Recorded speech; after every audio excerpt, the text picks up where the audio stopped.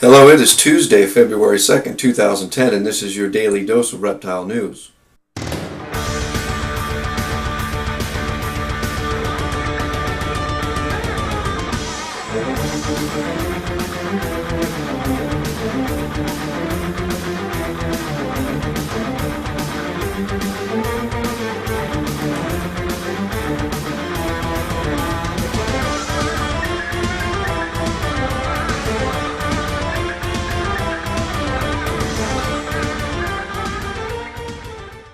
Our first story comes from many places. It's about returning an extinct species back out into the wild. Spray toads that once thrived in a river in Tanzania before the river was dammed and the waterfall diminished to 10% of its natural flow are now extinct in their area. However, 4,000 of them are here in the U.S. at different wildlife conservation facilities and zoos, and they're currently working on a plan on returning them to the wild. Apparently this story may have a happy ending, but they're still working on the logistics of the whole thing and ensuring that they can return them to the wild and have them once again thrive in their native Tanzania. And once again, the national python ban is in the news with another very stupid article full of wrong facts about the snakes.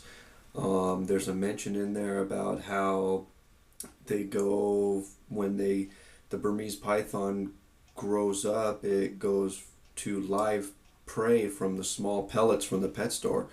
I don't know about you. I don't know what you feed your snakes. I've had many of them, and I've never fed a snake small pellets.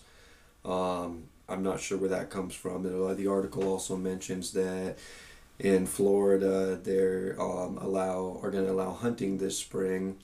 And the one thing that jumps out at me is they say that the permits have detailed explanations about how nice the python skin is on boots, which I'm not going to get into, people using snake skins for clothing. I really don't care. I mean, it's a market. It's just like any other market, and it is what it is.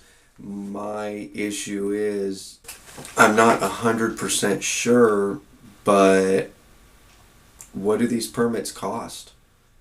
I mean, it seems to me half the people, I know a lot of people that won't fish because they refuse to pay for the sport fishing license because it's just another stupid regulatory practice that doesn't go for what it's supposed to go for, which is maintaining our streams and fish numbers and so on and so forth. So how many people that would like to go out and hunt these things just won't do it because they're not going to pay for a permit to do it?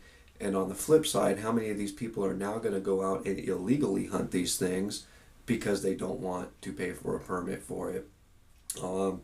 It just seems like this entire situation is just mixed with a bunch of bureaucratic red tape and crap. And I don't know. What can you do? Anyway, it's a stupid topic, but it's in the news, and I have to tell you the news, so there it is. Our next story comes out of Atlanta, Georgia. Senate Bill 303, yes, another regulatory measure, where Senator Douglas is proposing to regulate the same thing everybody else is wanting to regulate. They're claiming that this will put reptile farmers out of business, and the senator's proposal is for a cost-effective permitting and microchip system, and once again, I'm all for it. I am all for it. If you go through the permitting process and the regulatory procedure and the microchipping, chances are if you go through all that, you're serious about that animal you're buying, and you're going to make extra sure that it's taken care of and kept contained. As far as the reptile farmers being put out of business, I don't care. They I don't care. They weren't taking the proper measures to make sure that these animals were going to good homes, so put them out of business. Maybe the small guy on the block, the small python breeder that goes through the trouble to get the proper permitting because of the love of the hobby rather than the revenue he's making, maybe he'll have a better chance to sell more animals now. Next story comes out of Australia, where they're saying more people have been bitten this year by deadly snakes than in the past decade. They say this year 50 people alone have been hospitalized because of venomous snake bites. Apparently in January alone, paramedics were called to 20 different snake bite incidences. The manager of the Australian Reptile Park says that in the 15 years they've been in business, they've never heard of so many close encounters with deadly snakes in such a short period of time. A 60-million-year-old relative of the crocodile was the likely prey for Titanoboa, I believe is how you pronounce it, the largest snake ever known to live.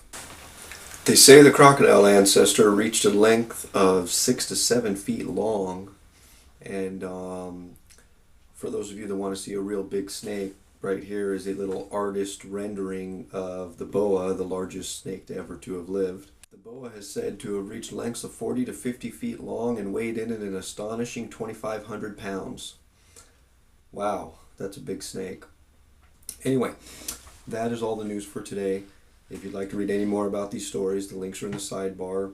Don't forget to do all that good stuff that makes my video look good. Comment, rate, video response, subscribe, all that.